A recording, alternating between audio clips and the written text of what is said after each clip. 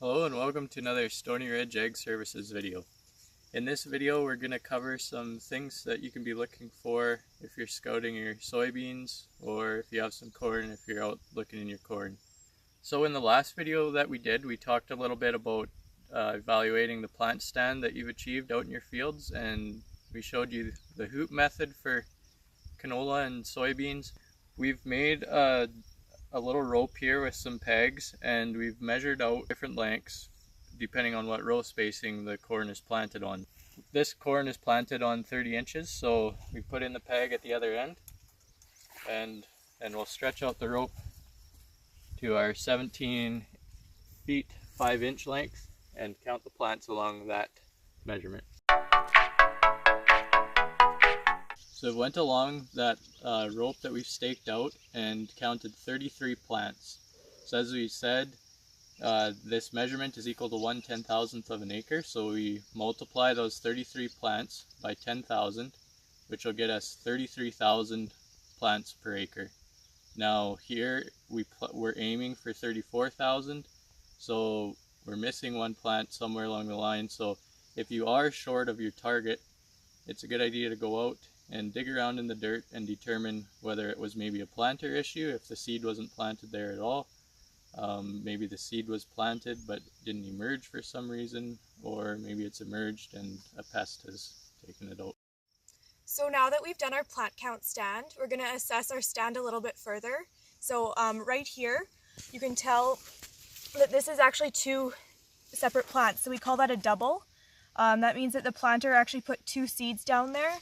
And you want to limit the number of doubles that you do have, because these plants will now rob from each other and compete. So we can flag this and come back later in the season, and the ears will be smaller on those two plants than the ones that are spaced further apart. So at this time in the season, we might see some plants that we think are doubles, when in fact it's just that plant starting to tiller, similar when we have tillers in wheat or other cereals. So you can see right here that this corn plant has shot out a tiller. And we see this more in different hybrids, or if there's adequate nutrients available and moisture, sometimes it will put out a tiller. It's not detrimental, it won't contribute to your yield, but it also won't take away from your yield. So if you want to be really impressed by your corn plants, go and dig one up. We've done some of this already, and the root system on these plants, even though they're still small, is quite impressive. So we'll dig one up here for you and show you, see what the roots are like on this one.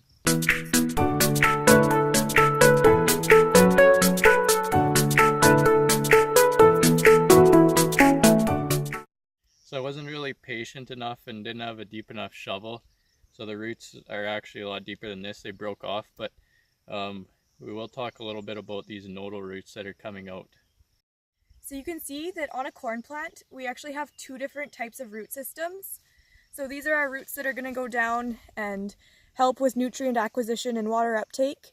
You can see where our seed was, and then this is called our nodal root system. So on a corn plant, these are very important roots. You might have also heard them be called the brace roots. So as the corn plant grows, these do help brace the crop, and if you don't have good nodal root development, you will see some lodging. One of the big factors on your nodal roots is your planting depth. So if you plant too shallow, your nodal roots will actually come above the ground and won't properly brace that crop. Usually you do want to be planting about 2 inches deep so that those nodal roots do have good development. So you can see here, this is where our seed is, and the soil line is about right here. So you can see that we were a good 2.5 inches deep, and that's going to help our root development. Another thing that you might notice in corn is some plants may be delayed in their emergence for various reasons. So it may be because they didn't have enough moisture. Maybe there's some chilling that made them later, but you can see this guy, he's so small that it's really more of a weed than anything. So it'll compete with these other ones and probably won't make much of a cob at all. So it's why making sure their planter's set right is very important, because we want them all emerging at the same time. We've also noticed the odd cutworm out in this field, so it's something to monitor, and definitely if you see a miss somewhere in your corn stand, it's important to figure out what the reason is, because cutworms may be one of the issues. So corn can look like a pretty big plant, but to begin with, it's actually very wimpy and uncompetitive. So we do have a critical weed-free period, and that's right from emergence up until the V4 stage. So if you haven't got out there and done some weed control yet, you want to make sure that you do have some clean fields, otherwise they can rob yield significantly. A few other points to make out with a corn plant at the V3 stage. It's becoming independent from the seed as its source of food, and it's actually starting to rely more on its root system. So around the V3 stage, sometimes you'll see a little bit of corn that looks stressed or maybe a little bit brighter green, but if you can get through that period, it could be a few other things, but chances are it's just starting to rely on its roots more. Another important period that we're coming up to right away is the V5 stage. At the V5 stage, that's when you determine how many rows around that ear of corn you're going to have, of kernels. So again, even though the weed-free period is VE to V4, at the V5 stage you want to make sure that your crop isn't stressed, or else you can lose some yield when it's determining the number of rows. While we were out in the cornfield today, Amy and I had a little bit of a brainwave.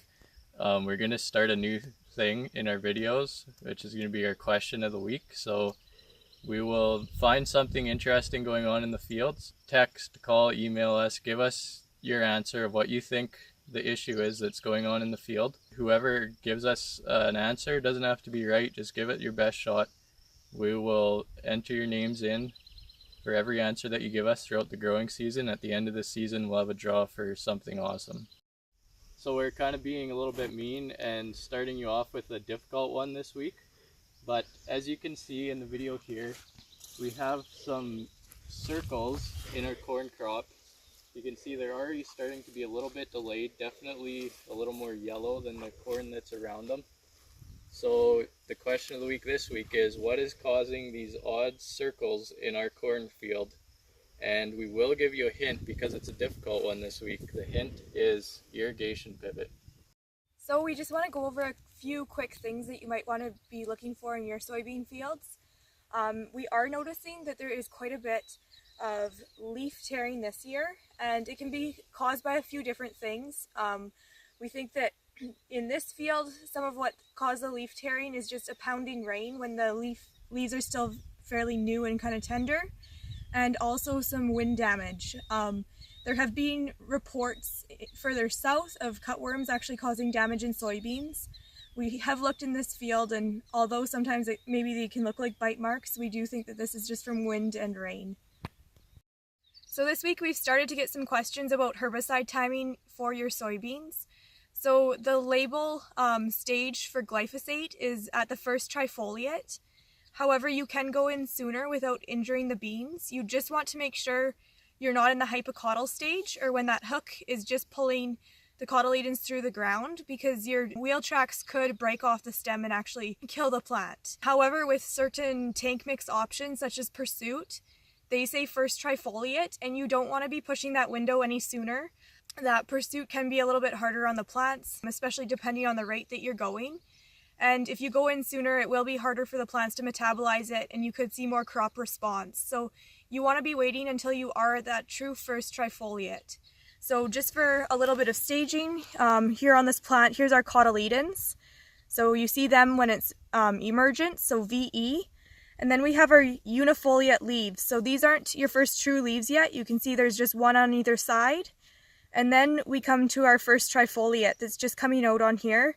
And you can see that the second trifoliate is still curled up. You start counting it as the first trifoliate when those leaves are open and they no longer touch each other. So I would say that this plant is in the V1 stage. However, it's still very early. There's only a few plants like this. So we cannot go in yet with Pursuit or other tank mix options that do say the V1 stage. Just be out in your crop and feel free to send us any photos or ask us to come take a look to see what stage you are at.